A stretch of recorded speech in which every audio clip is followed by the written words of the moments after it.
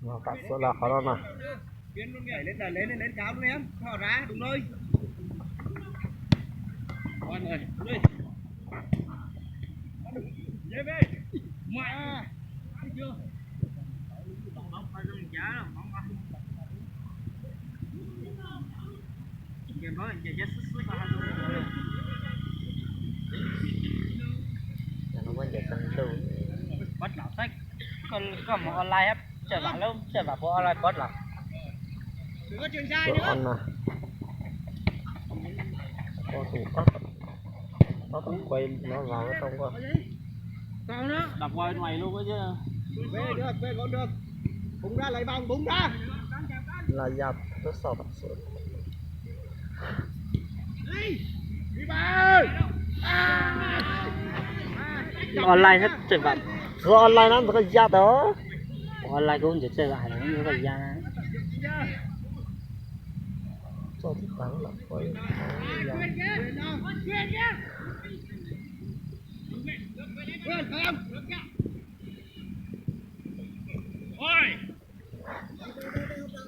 Thời kỹ như mấy dạng.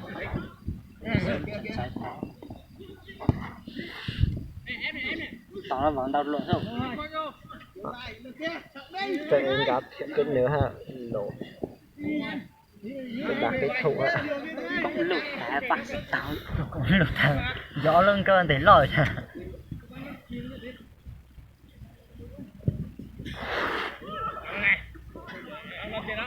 Chân thì nó áo rồi. Chân thì chỉ sơn thì nó. Đi. Thằng này anh. Sân lá sân lùn chứ ý dạng sân lọ chứ hả? Không có là tờ tay Sân luôn lên 320 một tiếng. 320 một tiếng. Lúc nó Chắc chừng 320. Thế 300 rất có 300 rất 200 mấy.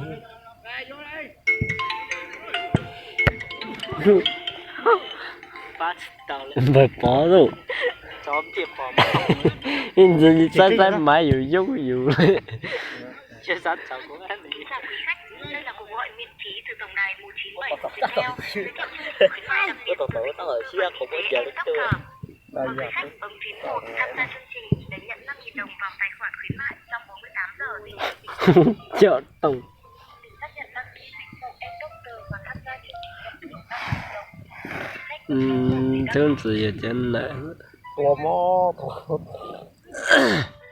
Quý khách đã đăng ký thành công dịch vụ Doctor. Vui lòng kiểm tra tin nhắn trong máy điện thoại để xem được xác nhận đăng ký thành công. Xin cảm ơn. Tao mang gì sợ. Cái con gì tôi có lại.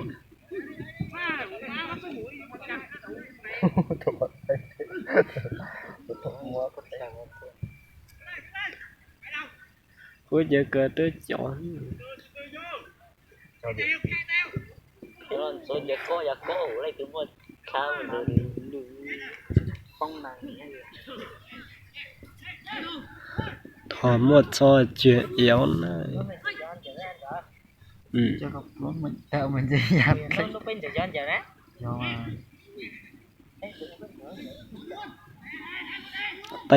Tánh vết thị đấy rồi. ta có chân hết thầy từ ta bây giờ chả mỏ tuổi rồi chứ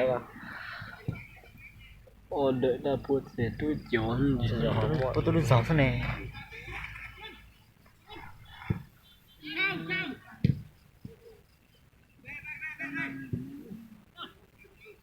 thu thủ con tuột lên đã xuống vào không có tổ môn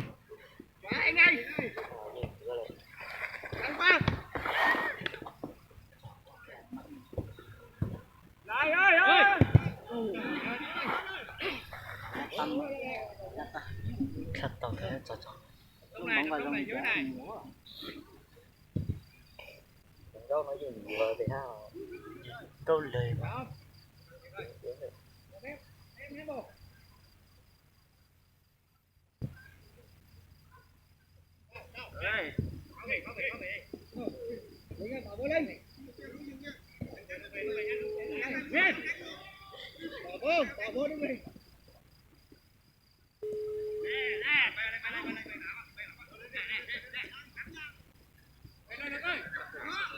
Kết tàn lâu gặp bờ lửa chế.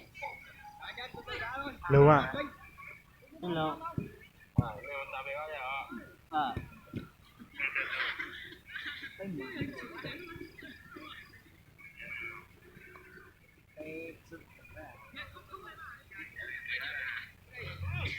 Rồi ha bỏ tam đấy.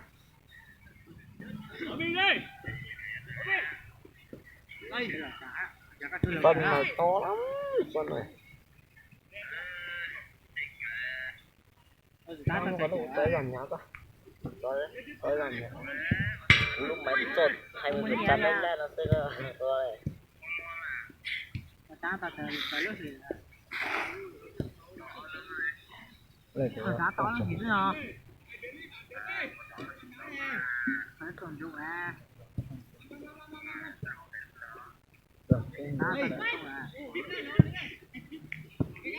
Thúc môn tôi lấy thế. Bao là cái tôi chế à. Chả lướt chụp bộ cho dân này. Cái lửa chế là mấy thôi. Có sao không bán hết đó tôi không phải to nha hả? Chẳng đâu rồi. Có cái chén ra này xong nó này. Có được. Cũng ngắm. Chỉ một mẹ. Có thể mẹ yếu có tính một lần lành ra.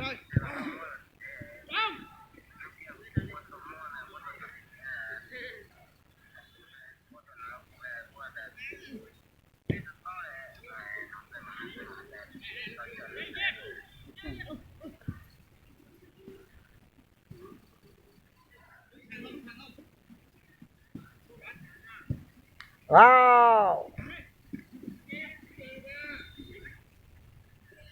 Thúc môn gì xa đều. Có số xa bắn nọ thôi. Không có sao hết đó. Hết rồi. Đã kết thôi. Bây giờ cần được quân dễ chị. Dùng. Làm thôi chứ. Nhiều hơn nhiều phong nhiều sao mà. Tiếng cha thì cha thì tiếng cha thì cha họ. Bây giờ. Cái gì? Không, cái từ bên là chú cả. Nãy thì đúng chạy máu. Là chú muốn chạy. Không, là chú tôi không đá. Sẽ lùi rồi chạy.